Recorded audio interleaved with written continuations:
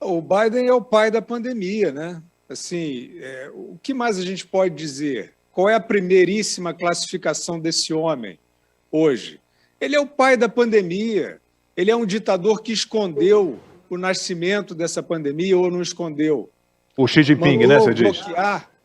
Oi? O Xi Jinping, né? Que você falou Biden, mas o Xi Jinping. Eu falei Biden? É porque eles são a cara um do outro, né? O Biden é o candidato dos sonhos do Xi Jinping, porque hoje a China... Por que a China, por que Hollywood, ou uma elite intelectual americana, né, que fazia ali, aparentemente, uma defesa do Dalai Lama, né, do Free Tibet, não tinha isso?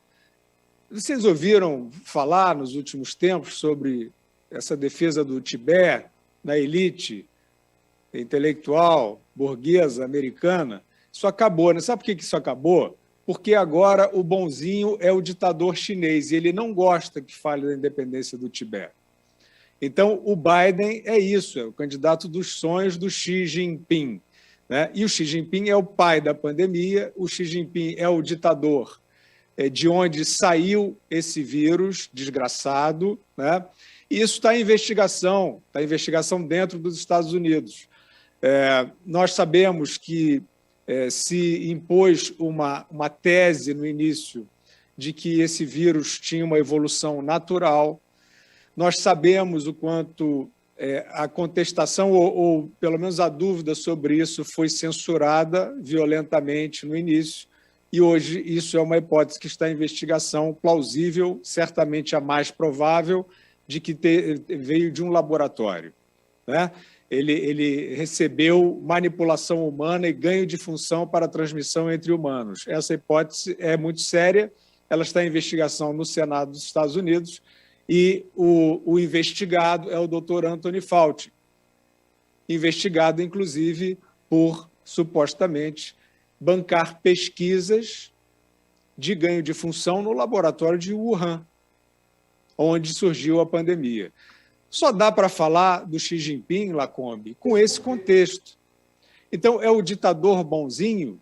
Então, vocês acordem, porque esta lavagem cerebral a que eu me referi, né, essa expressão tão gasta e tão atual, ela faz exatamente hoje a troca de sinais, né?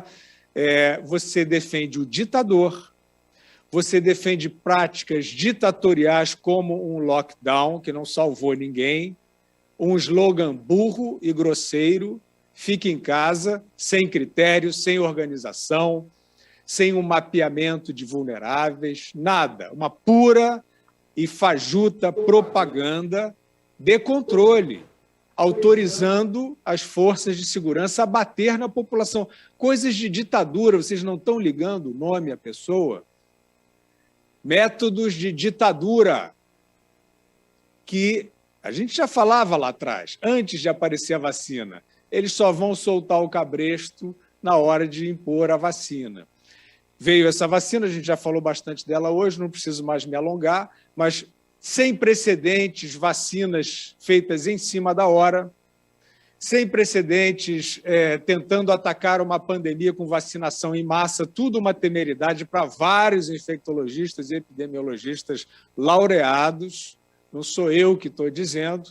E, no entanto, você, o cérebro lavado, agora eu vou falar para você, o cérebro lavado, você está se sentindo bonitinho, está se sentindo pertencendo, está se sentindo aceito, repetindo esta cartilha, repetindo uma lavagem, né?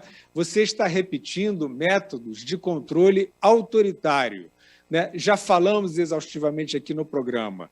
Não seria, mesmo que as vacinas fossem eficazes, não seria absolutamente o caso da obrigatoriedade, né? Façam o balanço de riscos da doença versus os riscos da vacinação. Mas desde o lockdown, aí eu quero que você, querido cérebro lavado, faça a conexão. O lockdown também era a mesma grosseria. O lockdown também era a mesma estupidez de falta de critérios. O lockdown também não protegeu os vulneráveis. Ele dizia que era todo mundo. E era mentira, porque os transportes circularam aglomerados, apinhados de gente.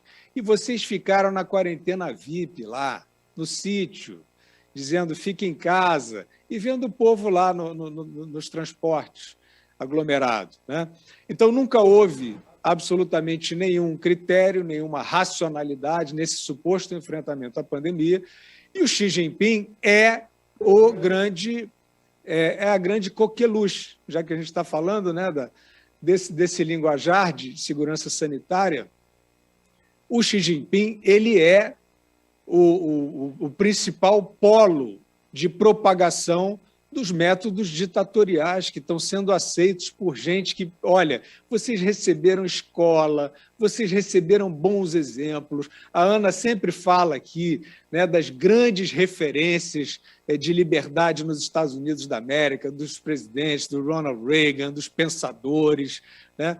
Então, vocês receberam no Ocidente um colinho de civilização quentinho, com todos os valores redondos, fáceis de entender, e vocês estão jogando tudo isso no lixo. Estão jogando isso tudo no lixo por uma propaganda ditatorial, por um rascunho de nazismo vocês estão fazendo, né? Porque está mais fácil, porque a maioria, porque a imprensa está toda fazendo isso. A imprensa está toda repetindo segurança de imunizantes que não existem, que ela não sabe. Não é isso? Esses chefes de Estado. Então é o seguinte, para concluir, esse é o momento do indivíduo. Esse não é o momento do rebanho. Esse não é o momento da manada. Está gostoso seguir aí os carinhos do lobby, mas esse é o momento. Se você quer, né, ter uma vida legal, se você não quer virar aí um apêndice de ditadura, é o momento seu de você olhar em volta, no seu meio, no seu contexto, na sua família, na sua sala de aula, no seu escritório, no seu local de trabalho, e ler, companheiro. Porque inteligência, ou pelo menos bagagem, você tem, cérebro lavado. Você tem essa bagagem. A sociedade lhe deu essa bagagem. Você deve a ela esse retorno. Senão você é um menino mimado que vai virar uma marionete do Xi Jinping.